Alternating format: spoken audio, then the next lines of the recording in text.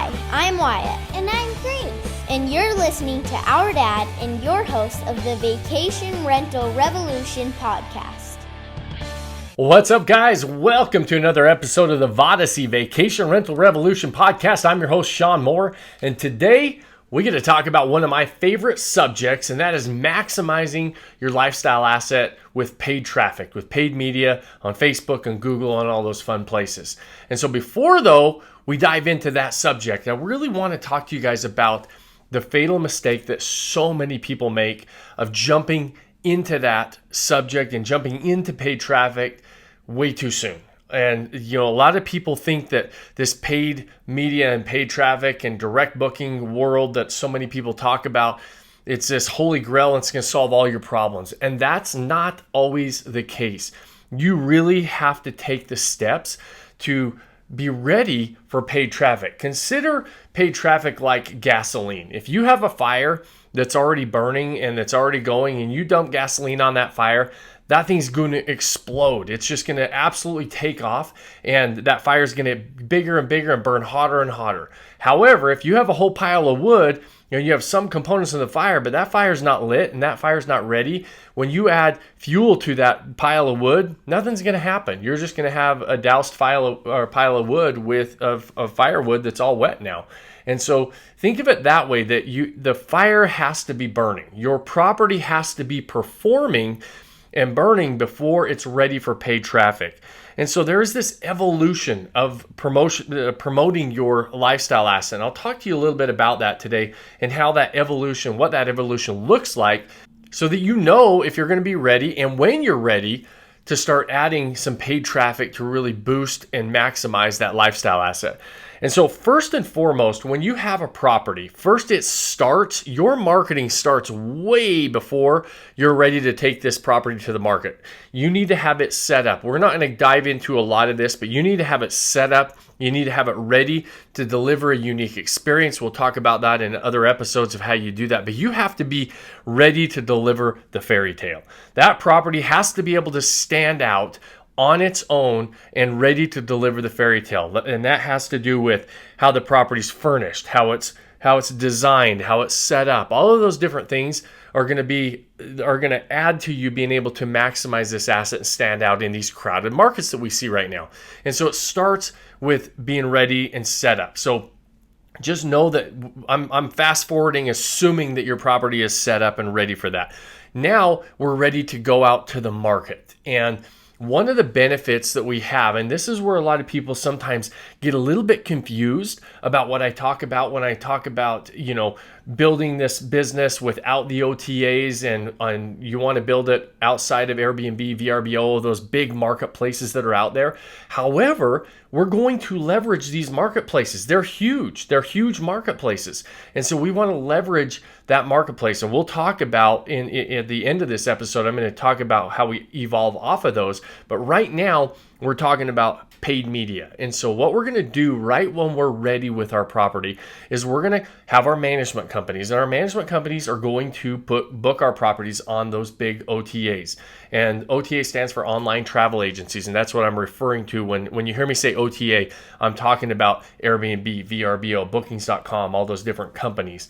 And so these are major marketplaces. There's millions of people on these marketplaces. So what we do is we're going to take our property and we're going to put it on the OTA. And this is kind of our test run, right? We're going to put it out there because this is a really quick way for us to give our property a test run to see if take it to market, see if people are willing to book it at the prices that we're asking. And we're going to come out a little bit low because, like anything else, nobody wants to be the first to the party. And so when you have a brand new property, it doesn't have any reviews. Nobody can see what somebody else said about it. Reviews are the lifeblood of this business. And so we want to get out there and we want to have a rush to get our first 10 to 15 reviews. And we can't get reviews unless somebody stays in our property, right? So we're going to put it on these OTAs with millions of people looking in these crowded marketplaces. And we're going to come in a little bit below what the market value would be for that property. So if everybody's out there, the average nightly rate for your type of property might be $200 a night. we might come out at $180 a night or even $170 a night. And we're going to come in lower than the average nights. And the goal of that is to do that for a really short period of time. And our goal here is to get a bunch of feedback. We want a whole bunch of people coming into our property and ultimately building up those 5-star reviews. If we're not getting 5-star reviews, then that's a really quick way for us to dial things back and say, okay, what is the feedback we're getting from the marketplace out there? And if we need to make adjustments and refine the process and refine some of the things that we're offering, we do that during this stage. And so we're going to go to those organic audiences. You're going to hear me talk about organic traffic and paid traffic. Organic traffic means any of those marketplaces, any type of traffic that you can generate that you're not paying for. Paid traffic is just that. It's just what it sounds like. You're actually paying for platforms to put eyeballs on your listing. And so on like Airbnb, those big marketplaces, we don't pay for that. If we go out to Facebook or Google and we tell Facebook and Google to put our property in front of somebody, that's paid traffic. So when I'm talking about organic versus paid, that's what I'm talking about. So in the beginning, step one, it's all organic traffic on the big OTAs. And then we're going to get feedback. The goal is to get those first 10 to 15 reviews as quick as possible. And they should be 5-star reviews. If you're getting 3 or 4-star reviews, then that's a problem. And we need to make an adjustment. We refine the process there. But we didn't spend a lot of money to have somebody tell us that they didn't love the setup or the fairy tale or the experience that we were delivering. We can tell that very quickly on these OTAs because there's millions of people out there. They're great tools for us to tap into, even because they're such big marketplaces. And then step 2, what we're going to do is say, okay, we're getting great reviews. We're getting, these 5-star reviews. People are loving our property. Now step 2 is what we're going to do is say, okay, now we're going to jump the price up. If our average nightly rate needs to be from $170, we're going to jump it to $200. We're going to make sure we continue to get bookings and we continue to get people saying they loved it at that price. Then we're going to quickly inch above that. We're going to say, okay, now we're starting to establish ourselves and establish that listing. And now this is the stage that we're going to start to consider adding paid traffic to that. And because we know the marketplace says they love our property, we know they love the experience, we're getting 5-star reviews, we're able to command higher than average rates, and now we're going to start to add that fuel to the fire with paid traffic and paid media. And so we're going to go out to Facebook and Google, and we're going to start to say, okay, guys, now's the time where we're willing to pay for our own eyeballs. We're not borrowing somebody else's eyeballs, right? We're not going to go out and borrow Airbnb's, eyeballs, the people that are on Airbnb that are possibly looking at our property. Now we're going to go pay for our own. And we're going to start to siphon off some of those people that are looking on Airbnb, VRBO, and understand how to, interest-based target people, where you're targeting interest-based targeting, geographic targeting, people that are on Airbnb looking for a certain area that our property might be at. Now we're going to start to pay for those eyeballs and pay for that traffic, because now I'm not wasting my money, because now I have a reasonable expectation that those people that are on there have already said they like my property. They're on there. They're saying, hey, Sean, we like your property. We're giving you 5-star reviews. Now I feel comfortable going and spending my money to get the people to my property, and that's how, when you've possibly heard me talk about we put $1 in on paid advertising and get $10 back. The reason we do that is because we go through this evolution. We go through this process to make sure that the marketplace is willing to say, yes, we love it. We love what you've got to offer, Sean. And so we're willing to pay for that now. And so that's that final step where we start to add that paid advertising piece. We don't stop. We might as well take advantage of these big marketplaces if they're on there. But now, instead of being, if the average nightly rate's at $200, now we command $300 a night, for example. I have a property right now that I give an example of an episode or two ago where we talked about, all the properties in that area are listed at $150 a night. We average $300 a night. So that's the fun part about it, is when you start adding fuel to the fire and you go through this evolution, then that's when you really start to maximize your asset. And so on Airbnb and VRBO, we're $300 a night. If somebody wants to come on there and pay that, great. They do all the time. And so I don't take it off of there. That last step to really maximize that is you're going to have your property on those big OTAs, but you're also generating your own business with your own eyeballs. And that's what we'll go kind of talk about next, is how you really build that lifestyle asset business. And you build your business in this stage, in that third and final stage of saying, okay, I'm paying for this traffic. Because what happens is a lot of people don't realize that when you generate bookings on the OTAs and on, or with your management company for that matter, even though you hired that management company, anybody that's generating the business, generating the booking, that's their traffic, that's their customer. Even though they're staying in our house, it's a big misconception that people have, that they say, well, they stayed in my house, that's my customer. No, absolutely it's not. You're borrowing Airbnb's customers, you're borrowing VRBO's customers, you're borrowing Booking.com customers, or you're borrowing your management customers. They're going out and marketing with paid advertising most of the time and bringing those people to their website to generate a booking on your property and in your property. But that's not your customer. And so what you're doing is, if you're only on those platforms, you're building a business, which these are businesses. You're building a business on somebody else's land. The most valuable asset in any business is its customer base. And if you don't own the customer base, you don't have a long-term business. You have a property that you're operating on with somebody else's customer base. That's their business. There's a reason why Airbnb and VRBO and all these places are so strict about wanting to communicate, the guest and the host, having them communicate on their platform. And as technology increases and gets more sophisticated and algorithms start to increase and get better and better and better, they're going to do everything they can to stop that communication. They do right now. And I can hear people in the background saying, hey, Sean, well, I'm able to get somebody's email address. I'm able to get their phone number when they stay in my property and I manage my own property. That's great. Good for you. You're not doing it the right way though, because what you're doing is you're trying to find a workaround to get the information from somebody else's customer. I'll give you an example. My father-in-law runs a really successful Amazon business, and his entire business is run on Amazon. And so what he's realizing recently is he's been doing this now for 8 or 10 years, very successfully. Amazon's a huge marketplace, but what he's realizing is for 8 or 10 years, he's been borrowing Amazon's customers. I mean, he's got 2,700 5-star reviews on his product on Amazon, but he doesn't have direct access to all of those customers because they were generated on Amazon. It's Amazon's customers, even though they bought his product. And so what he's finding out now is, holy crap, I had a huge opportunity. I left a lot of money on the table by not focusing on generating my own business as well. Nothing wrong with tapping into Amazon Marketplace, just like there's nothing wrong with tapping into Airbnb and VRBO. They're huge marketplaces with people that are willing to book your property. But if you're taking this serious and you want to really build your lifestyle asset business, you better take direct bookings seriously, because what you're really doing has nothing to do with saving fees on Airbnb or VRBO or whatever else. It has nothing to do with saving fees from your management company. It has everything to do with building your back-end business and building your customer base. And so the way we do that is, there's a lot of chatter right now on direct booking websites. And there's all of these sites that are built out there, in my opinion, are missing a key element to most of them. I haven't found any they're missing this huge element. And I'll tell you right now that most of them, when you go look at them, they're beautiful websites, but they all look the same.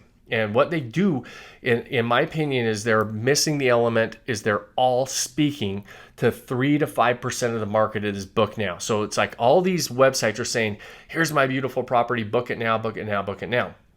And so what you should have, instead of a booking website, you should have a funnel website. And the difference between the two is, one of them is trying to get somebody to book your property right now. The second one is showing them everything they need about booking your property, but you're trying to get them to raise their hand and start to have a conversation with you. People would say, well, Sean, why would you do that? Why would you not want to get them to book now? We give them that opportunity. We're going to show them how they can book our property. But more importantly, I want to talk to the 60 to 70% of the people that are out there that are in that information gathering mode. They're going to be booking a property in the next 1 to 3 months or 3 to 6 months. I want to start a conversation with them because nobody's talking to them. And so we still want those people that are ready to book now. We get those people. But what we want somebody to do is to raise their hand to talk to us. What most of these websites fall short of is they're all beautiful sites. They have amazing calendars integrated to all these different platforms. They have all their pricing and everything else. What happens is people go to these sites and they say, that's awesome. I understand the property. It looks great. And guess what? They say, I'm going to come back to it.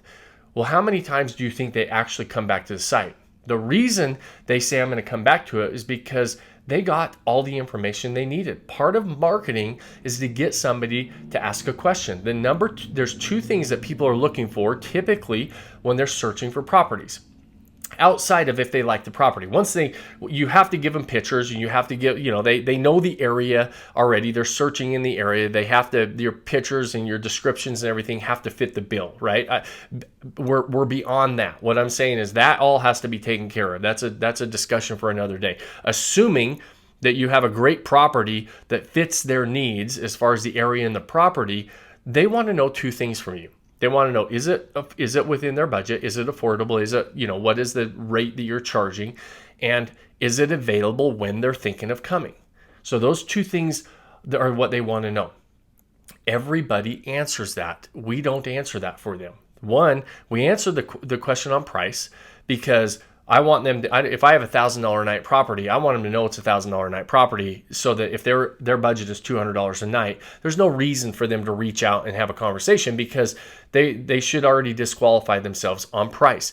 The second question though is it available when I want to stay? And this is where we get somebody to raise their hand. Instead of giving them a calendar right there on that page, we say, hey, listen, here's a coupon code for 10 or 15% off. Good for the next year. So remember I said I want to talk to the people that are just searching. And by the way, when you grab this coupon code, you can inquire about the dates and make sure that you can see what the dates are on the other page. So as soon as they inquire, I start to get their contact information.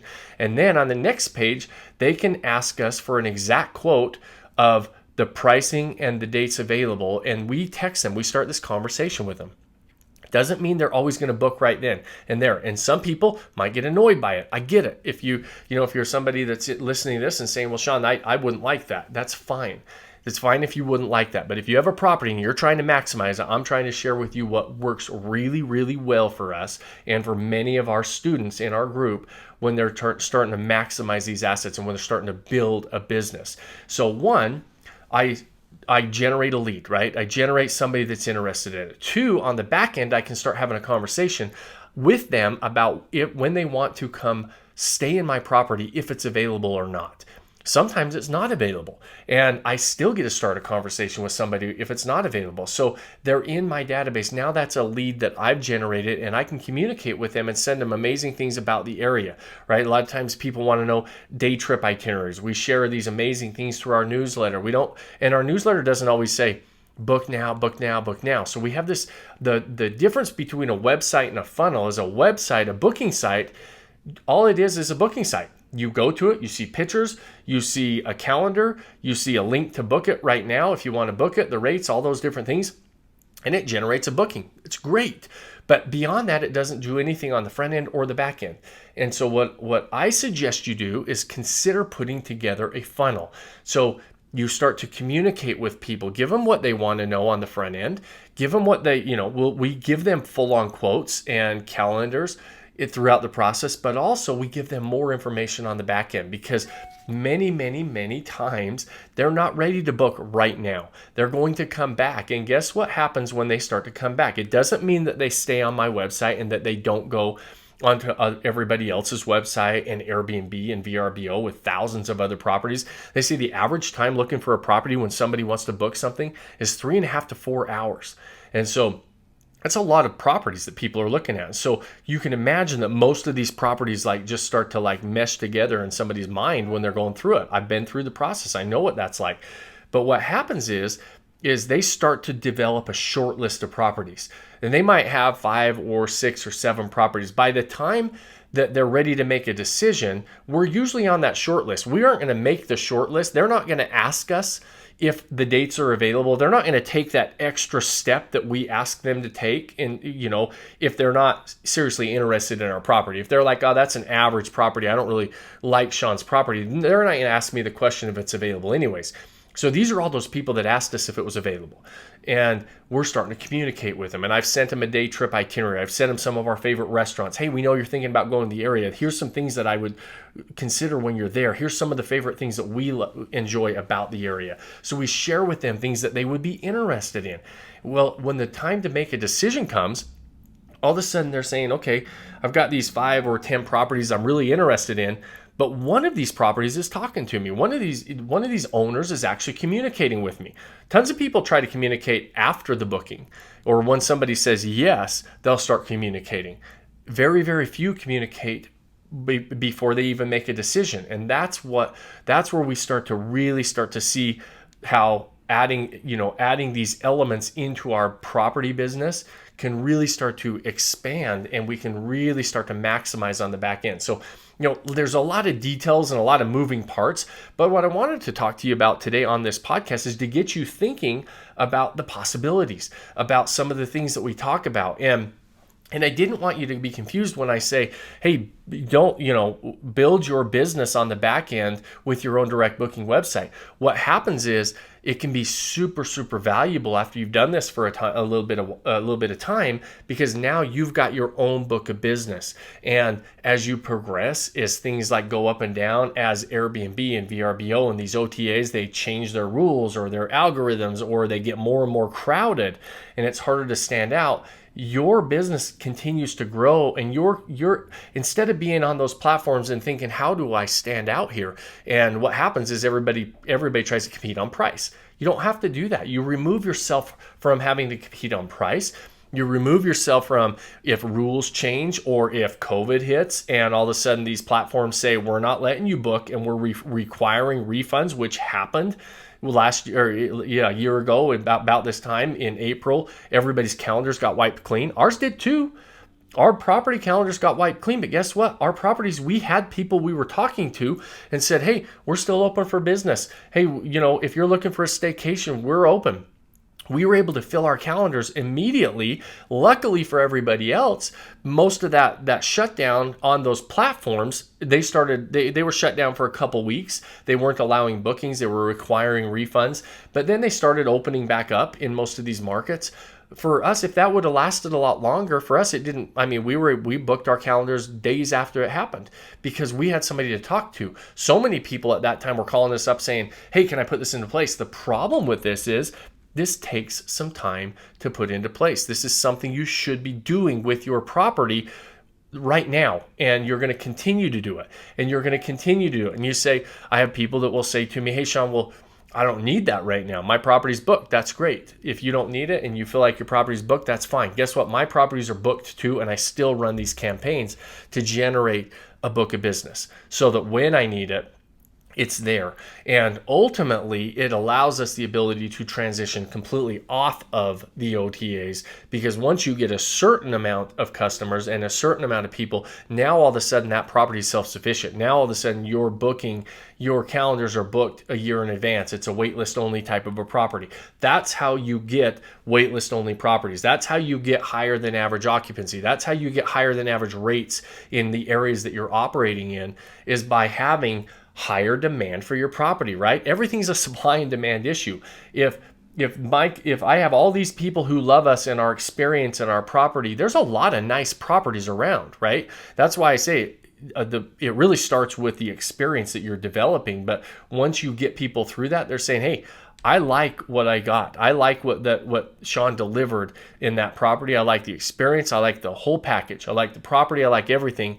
And I want to come back, and I'm willing to pay more. They know there's other properties that are cheaper, and that's okay. That's okay with them. And so, because they know what they're going to get with us. And so but that doesn't happen overnight. And so I encourage you to think about that evolution, first of all, of really establishing your listing, starting to add fuel to the fire, starting to generate your own direct bookings, and really building this as a lifestyle asset business, right? And because that's what these are.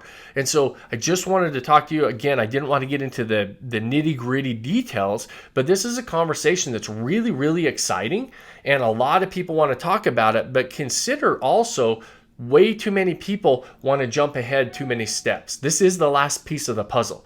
This is how you really operate at the top end of any market, is by putting all this together. But you don't jump from step 1 to step 9. This is the 9th step in our 9-step process. And so you have to go through all those other 8 steps before you put this in place. But when you do, it can be really, really exciting, and you really start to add fuel to that fire, and your asset starts to explode. It starts to maximize. You have a ton of fun. It's all those, those home run returns that we talk about or hear about a lot of times. There are people that have taken the time to put this into place, and it can happen really quickly, but you can't decide today you're going to do it and then have a book of business tomorrow. You have to start consistently doing it over time. And, it might be a little bit slow for 30 days, but a year from now, if you do this consistently for a year, you'll be shocked at what a difference it'll make for your property. And then it allows you to continue to build that portfolio. All those different good things happen when we're able to start to, have an asset that's absolutely maximized and operating at peak performance. So guys, that's what I have for you today. That's what I wanted to chat with you about today. It's a fun part of the process. And those of you that have, I get a lot of questions about it. And so I didn't have any emailed questions in. You guys know that you can always tag us on Instagram at Real Sean Moore, and if you have questions on the podcast, I'll always hit those up at the front end of the podcast. I didn't have any today, so we jumped straight into our topic. And so thanks for joining me on this week's episode of the Vodacy Vacation Rental Revolution podcast. We'll plan on seeing you same time, same place next week. Talk to you guys soon. Cheers, my friends. Thanks for joining us on this episode of the Vacation Rental Revolution podcast. Share this with other people you think need to hear about it. And don't forget to subscribe and leave us a review. Hey Grace, is there a website? Yes! For more amazing content and expert advice, visit Vodacy.com. Thanks for listening, and we'll see you on the next episode.